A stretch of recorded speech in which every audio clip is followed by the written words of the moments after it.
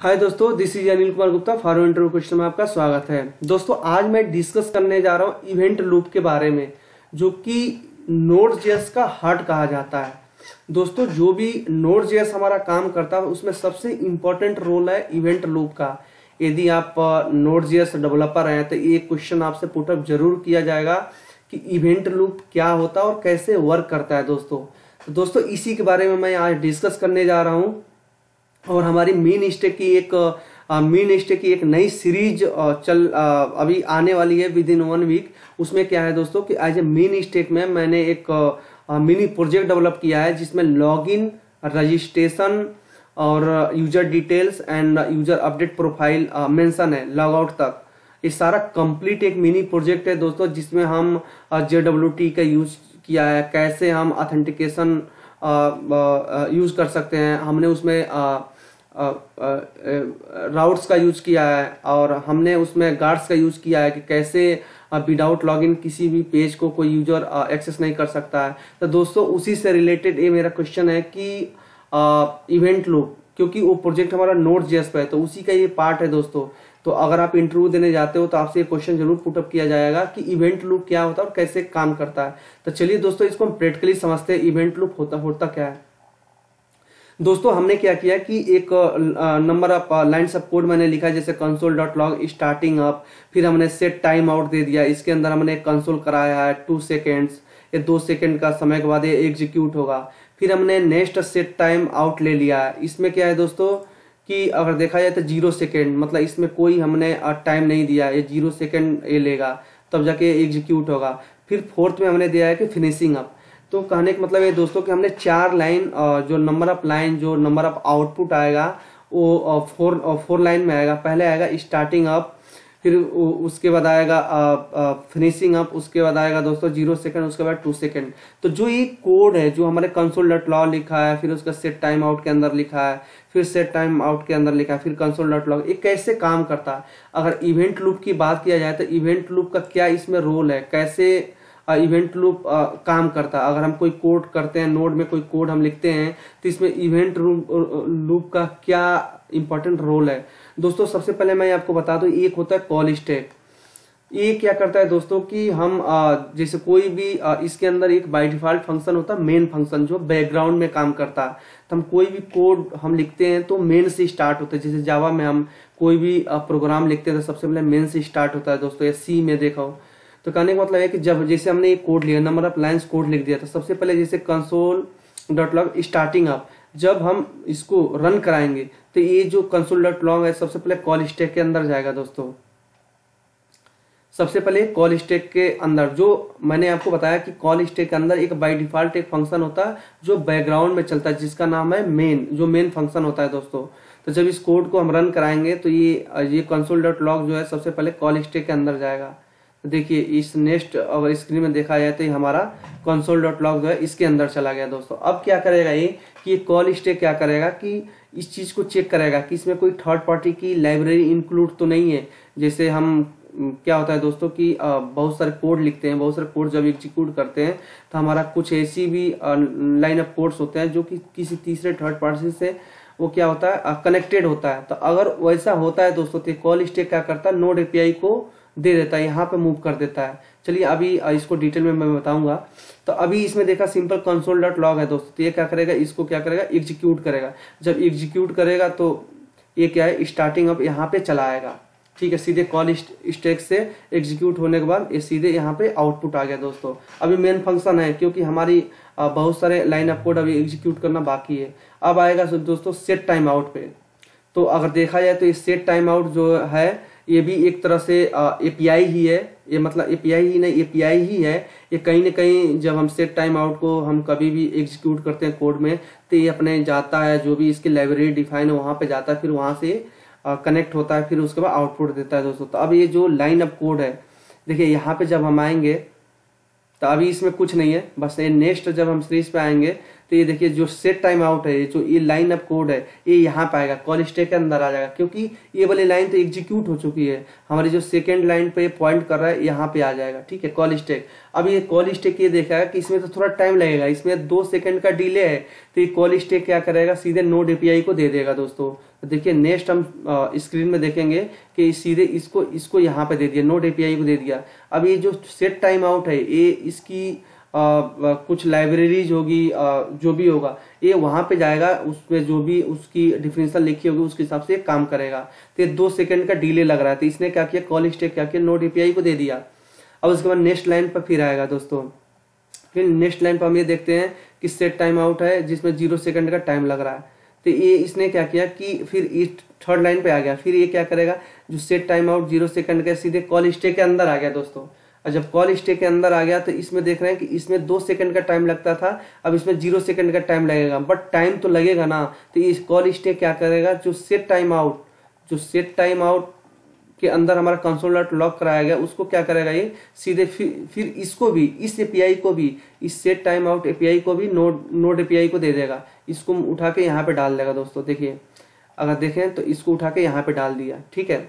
क्योंकि एक तरह से देखा जाए तो ये कंसोल डॉट लॉग तो है नहीं, मतलब कुछ ना कुछ टाइम तो लग ही रहा है। अब उसके बाद क्या होगा दोस्तों कि सीधे हमारा आएगा console dot log finishing up पे आएगा। अगर हम यहाँ पे चले, इसके नेक्स्ट स्क्रीन पे चले दोस्तों, तो ये जो अब जाहिर सी बात है, जब नोड एपीआई के अंदर ये चला गया, जब ये नोड एपीआई के अंदर यहाँ पे आ गया, 0 सेकंड का टाइम लग रहा है, तो ये क्या करेगा, ये एग्जीक्यूट होगा। क्योंकि देखिए ये क्या करता है, जो इवेंट लूप क्या होता है, इसमें जो number of line of code हम लिखते हैं वो क्या करता है, सीधे कॉल स्टैक में आता है। तो कॉल स्टैक में जो जल्दी एग्जीक्यूट होने वाली चीजें होती है, जिसमें किसी चीज का डिपेंडेंसी नहीं होता, उसको ये कॉल स्टैक क्या करता है, एग्जीक्यूट करता है और साइड कर देता है। और जिसमें डिपेंडेंसी थोड़ी सी भी होती है, नोड एपीआई को दे देता है। फिर क्या होता है, जब नोड एपीआई से हमने बहुत सारी इसके अंदर एपीआई डाल दी, अब इसमें 2 सेकंड का लग रहा है, इसमें 0 सेकंड का लग रहा है, तो जाहिर सी बात है जब 0 सेकंड का लग रहा है तो जल्दी एग्जीक्यूट होगा। अब जब ये जल्दी एग्जीक्यूट होता है, एग्जीक्यूट होने के बाद क्या होगा, जो नोड एपीआई होगा वो सीधे कॉल बाय क्यू के अंदर ये पुश कर देगा, मतलब कॉल बाय क्यू को दे देगा। देखिए ये एग्जीक्यूट होगा तो सीधे यहाँ पे आ जाएगा दोस्तों। तो इसमें क्या किया, 0 सेकंड वाली जो भी एपीआई वो एग्जीक्यूट हुई और इसने क्या किया, कॉल बैक क्यू को दे दिया, ठीक है। अब ये प्रोसेस चली रही है, अभी ये वाली जो प्रोसेस चली रही है इसमें से कोड जो है इसके अंदर होता है, बाकी ये कॉल बैक अपना काम कर रहा है, जो भी डिपेंडेंसी है इसको दे रहा है। यहाँ से जब चीजें एग्जीक्यूट हो रही है, एग्जीक्यूट होकर कंप्लीट हो जाती है, तो सीधे हमारा इसके कॉल बैक क्यू के अंदर डाल देता है। अब क्या है दोस्तों कि अभी ये यहाँ पे रहेगा, ठीक है। फिर उसके बाद क्या करेगा, जो इवेंट लूप है ये क्या करेगा, फिर इस वाले लाइन पे आएगा, फिनिशिंग अप पे आएगा, फिनिशिंग अप पे आएगा और एक फिनिशिंग अप सीधे कॉल स्टैक के अंदर जाएगा और एक कॉल स्टैक अभी काम कर रहा है, ठीक है। तब तक ये जो 2 सेकंड वाली एपीआई है जिसमें 2 सेकंड का टाइम लग रहा है, अब ये भी एग्जीक्यूट होकर सीधे हमारा इसके अंदर आ जाएगी दोस्तों। अभी ये मतलब साइड बाय साइड ये काम चल रहा है, तब तक ये इवेंट कॉल स्टैक जो है अपना काम कर रहा है। तो जब ये इसके अंदर आएगा तो जाहिर सी बात है ये भी एग्जीक्यूट हो जाएगा, तो एग्जीक्यूट होकर यहाँ पे आ जाएगा आउटपुट इसका। तो देखिए ये एग्जीक्यूट होकर फिनिशिंग अब भी हमारा एग्जीक्यूट हो गया, ठीक है दोस्तों। अब क्या होगा कि जब ये देखता है, ये देखता रहता है, इवेंट लूप में ये होता है कि ये बैकग्राउंड में मतलब ये चेक करता रहता है, जो इवेंट लूप होता है वो चेक करता रहता है कॉल स्टैक को, कब ये इम्पटी होगा। जब कभी भी ये इम्पटी होता है तो ये क्या करता है, इवेंट लूप क्या करता है, कॉल स्टैक मतलब कॉल बैक क्यू के अंदर जो भी हमारी लाइन ऑफ कोड्स, जो भी हमारा एग्जीक्यूटेबल कोड होता है, ठीक है, उसको उठा के सीधे मेन के अंदर डाल देता है। फिर मेन क्या करता है, उसको एग्जीक्यूट करके मतलब इस साइड में कर देता है। अब जैसे मान लीजिए ये वाली है, एक कॉल बैक में इसमें 0 सेकंड लग रहा था, जब ये इस एपीआई का एग्जीक्यूशन समाप्त हो गया, मतलब ये एग्जीक्यूट हो गया, तो इसके अंदर कॉल बैक क्यू के अंदर आ गई। अब इवेंट लूप चेक करता रहता है कि मेन स्टैक जो भी जो कॉल स्टैक है वो कब इम्पटी होता है। जब कभी भी इम्पटी होता है इसको उठाता है, इसको जो कॉल बैक क्यू के अंदर चीजें होती है उसको उठाकर सीधे कॉल स्टैक के अंदर डाल देता है दोस्तों। तो देखिए ये क्या करेगा, इसको उठाएगा और यहाँ पे डालेगा। अभी 2 हमारी ये एग्जीक्यूट हो चुकी है, ये फर्स्ट वाली और लास्ट वाली, ठीक है दोस्तों। तो ये क्या करता है, सीधे उठाकर देखिए इसने क्या किया कि जो इवेंट लूप का किया, इस ये जो कॉल बैक जो भी सेट टाइम आउट था जिसमें 0 सेकंड लग रहा था, उठा के इवेंट लूप उठा के इसमें डाल दिया। अब ये यहाँ से सीधे एग्जीक्यूट होकर यहाँ पे इसका आउटपुट मिल जाएगा 0 सेकंड। तो देखिए 0 सेकंड आ गया। अब इसमें 2 सेकंड टाइम लग ही रहा है, तब तक ये एपीआई क्या होती है, जब ये लाइन ऑफ कोड जब ये एग्जीक्यूट हो जाता है तो ये जो जिसमें 2 सेकंड का डिले लग रहा है ये भी कंप्लीट हो जाता है। तब तक ये कहीं ना कहीं 2 सेकंड हमारा इसका मतलब कंप्लीट हो जाता है एग्जीक्यूट होने के बाद।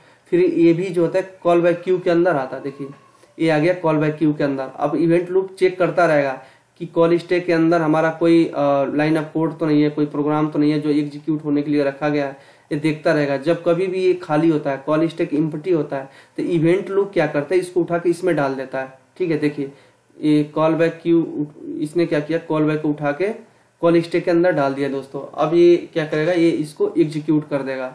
जब ये एग्जीक्यूट कर देगा दोस्तों, तो ये हमारा अब जाहिर सी बात है सेट टाइम आउट है। सेट टाइम आउट जब यहाँ आया तो इसके अंदर जो कोड है console.log 2 सेकंड जिसमें टाइम लग रहा है, वो हमारा एग्जीक्यूट होके यहाँ पे आ जाएगा दोस्तों। और एक कॉल स्टैक हमारा क्या हो जाएगा, समाप्त हो जाएगा, मतलब इम्प्टी हो जाएगा। ठीक है, तो ये जो हमारा इवेंट लूप है दोस्तों, ये ऐसे ही मतलब ये चलता रहता है। तो ये इंटरव्यू में क्वेश्चन पूछा जाता है कि भैया इवेंट लूप क्या होता है, कैसे वर्क करता है, तो हम ऐसे प्रैक्टिकली समझाएंगे इंटरव्यूअर को, तब वो समझ पाएगा। कभी कभी क्या होता है दोस्तों कि जो हम लाइन ऑफ कोड लिखते हैं, जैसे क्या होता है, जैसे मान लिया कंसोल लिख दिया, सेकेंड वाली जो हमने एपीआई लिखी, उसमें किसी थर्ड पार्टी का डिपेंडेंसी है, या हम बोल सकते हैं कि किसी डेटाबेस से डेटा को फैच करना है, तो हमारे जो console.log है उसको तो कॉल स्टैक के अंदर भेजेगा, और इसके अंदर कोई डिपेंडेंसी नहीं है किसी चीज पे, तो तुरंत एग्जीक्यूट करके दे देगा।